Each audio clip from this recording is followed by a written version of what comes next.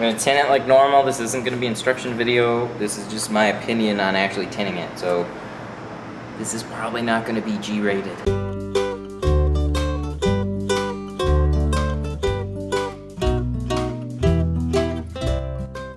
Hey Tinternet, welcome to another episode of Tint Stuff. I of course am Matt, and today I'm gonna be removing, by user request, the tint off my window. It's actually tinted in a super light heat rejection film.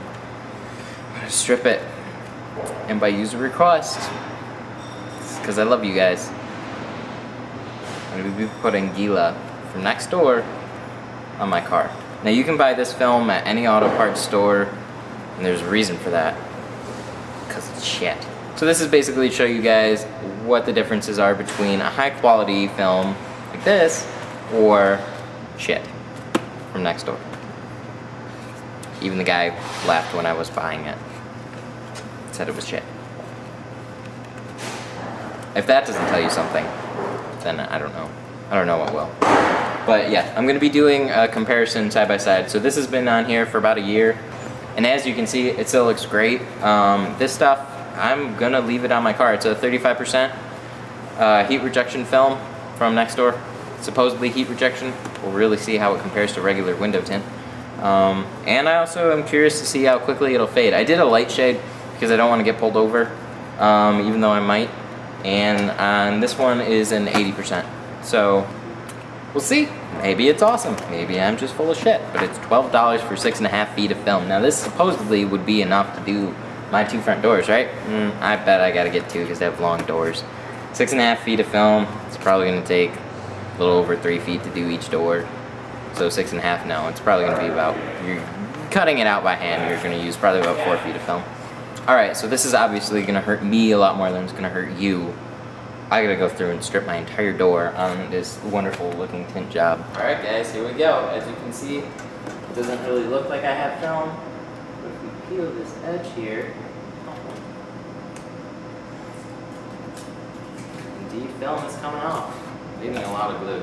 So I'm gonna speed this up for you and I'll show you what it's like to tint with Gila.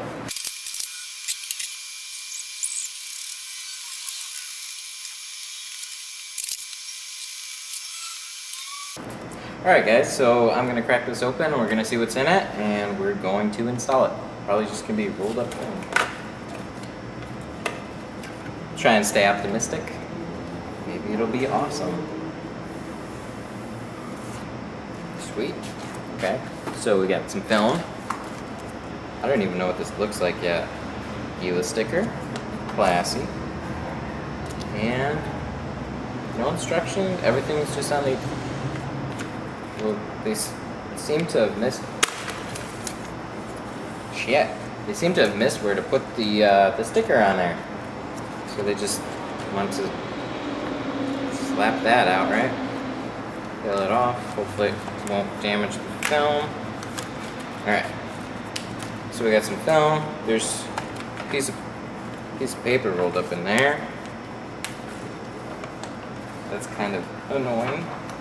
More instructions. God, this is fucking hard to handle.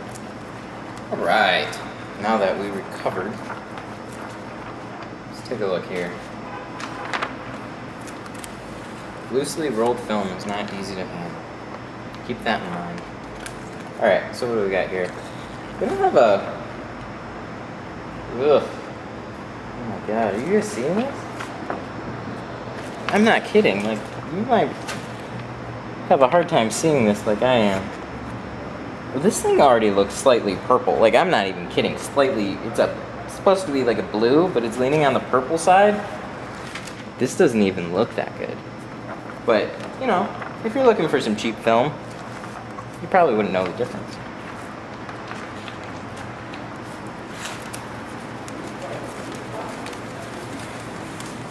I can tint a door and a half. So I need 2 rolls of film. So keep in mind, that bumps cheap film up to 12, that's 24 bucks. Plus tax in some states. I mean, really? I sold 2 doors pre-cut for 20 bucks. Do the math. It's not that cheap. Now if you want to do probably 2 regular sedan doors, you might be able to. It'll probably fall just a little bit shy, unless they're really snug, but you know, that's how they get you. They almost give you enough film, then you gotta go buy another one. That's how they loop you into this cheap film stuff. Alright, so enough of that, enough of me rambling. Let's get to tinting the car.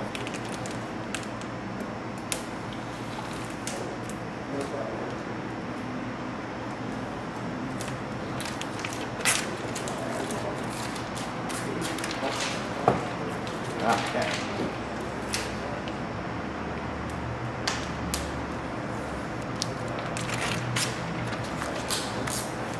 I want to get rid of some of my excess here. So, hair's like normal. It's a little bit of a thicker film. Doesn't feel terrible. It doesn't look good though. So we're gonna get that lined up.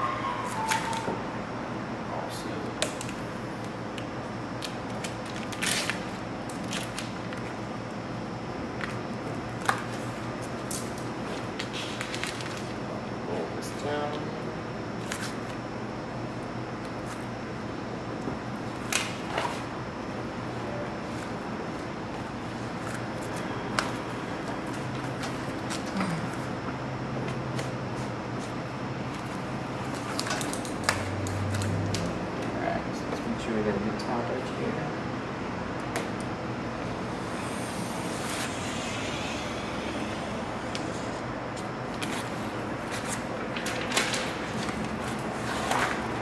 Not bad. That's pretty easy.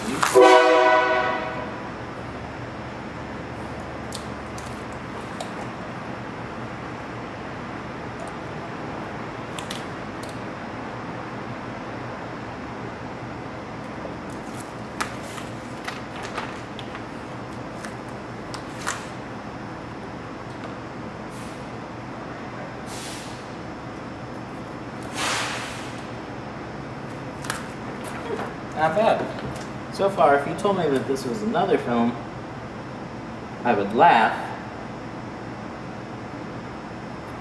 because it doesn't look right. Alright.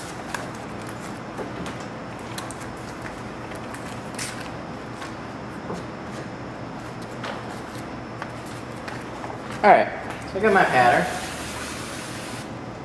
It might look super blue to you. It looks purpley. Alright, let's do this. Alright, so I have my pattern. I'm going to see what it looks like to you. Kind of looks pretty blue. It looks, to you, it probably looks blue. To me, it's a purpley blue. It looks like it's already been out in the sun for about a while. Let's just say that, a while. Regular film, good film doesn't do this. Especially out of the box.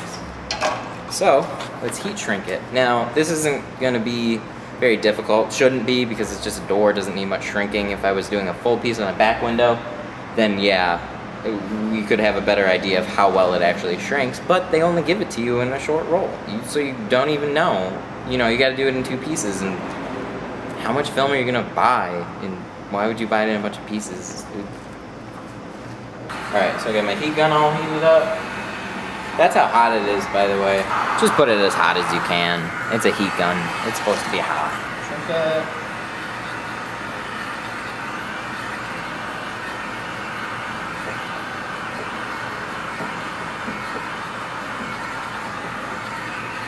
It's not looking good.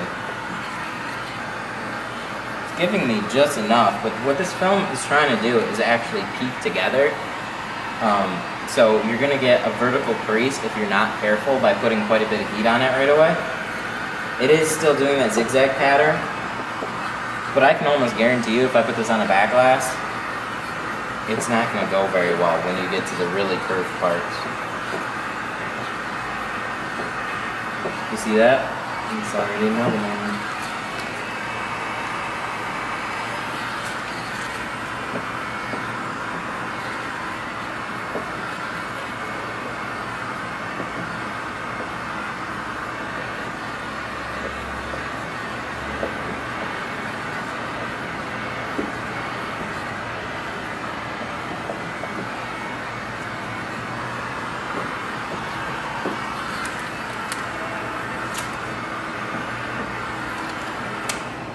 Alright guys, so shrinking wasn't that terrible. You could definitely tell that it was trying to peek together a little bit, and if you had a really curved back window, or actually I think a regular back window in my opinion, you would have a lot more difficult time shrinking this. But for a couple doors, that's kind of what it's made for. It really wasn't that terrible. But let's get to the installation. Alright, so I'm going to give you guys this angle during my installation. Now you're not going to be able to see it head on, but you're going to be able to hear my opinion a lot more and kind of see what's going on from this side of things, the installer's point of view.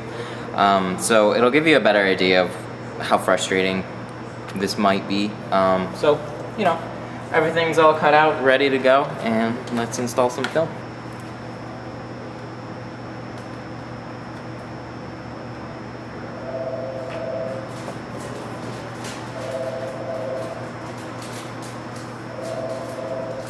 Oh, that's not good.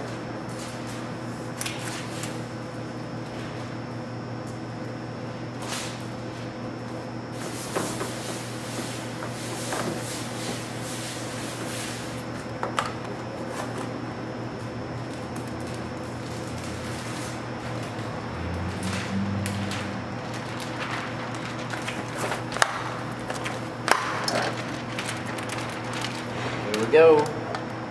Alright, so what I noticed when peeling the liner is that the liner is actually a lot thinner than most liners. Now that's not a bad thing by any means, it's just different, and it really grabbed the tint, so it didn't want to like actually come off the film. So you have to struggle with it a little bit, or pull where you know it's going to come off. As you can see, my top edge is good. Everything's sliding around like usual, tacking up just a little bit early. It's not a bad thing. There we go. The top edge. Hopefully it'll be clean, right? Should be.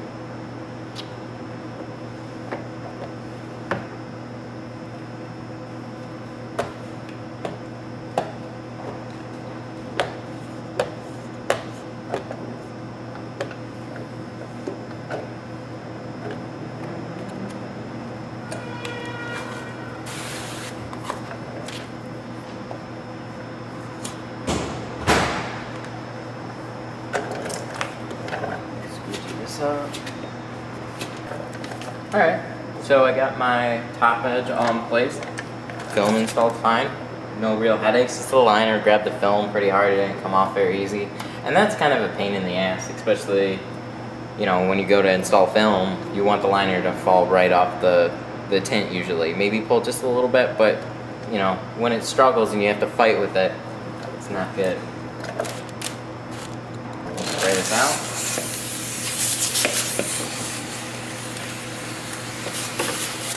Just gonna make sure underneath is clean. Should be.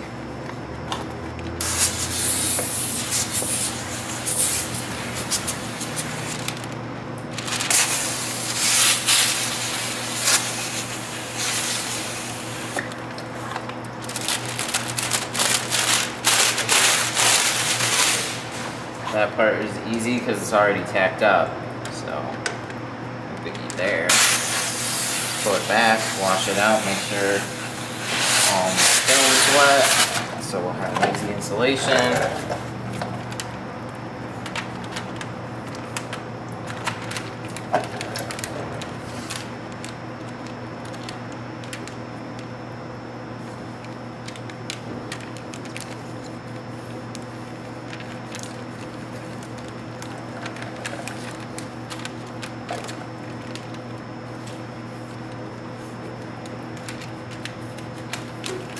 Everything's pretty normal so far. It just doesn't look good, that's all. And that's why you buy film. First want it to look great, and then you want it to be functional. So that's why I got the heat blocker. We'll see if it actually blocks out some heat too.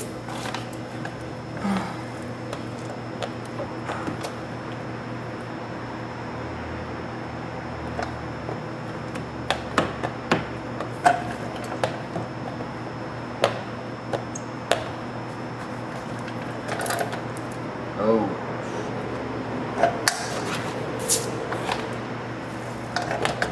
Squeegee just grabbed the film and wanted to rip it right off. look good. Film didn't tack up as much as what it should have, so it actually like slid it down and shot a finger into it. I really want this to come out as nice as I possibly can though.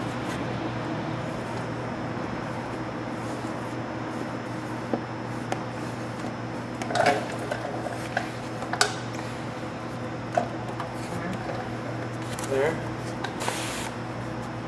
Oh, I got a finger popping up already. It's not normal. Shrunk it enough.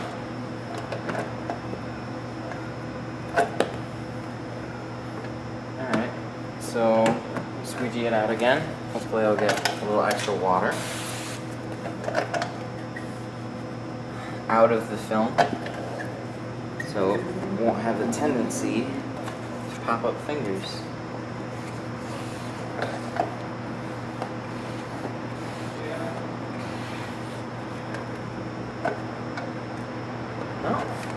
There it goes again.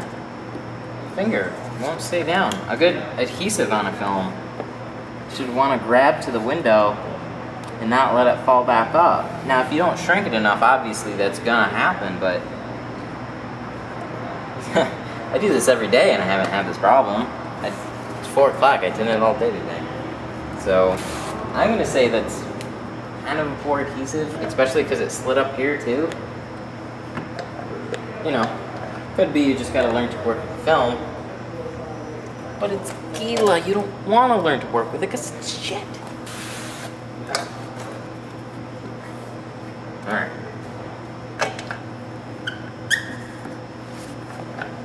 There it goes. Fingers stay down this time. Hopefully it won't come back up.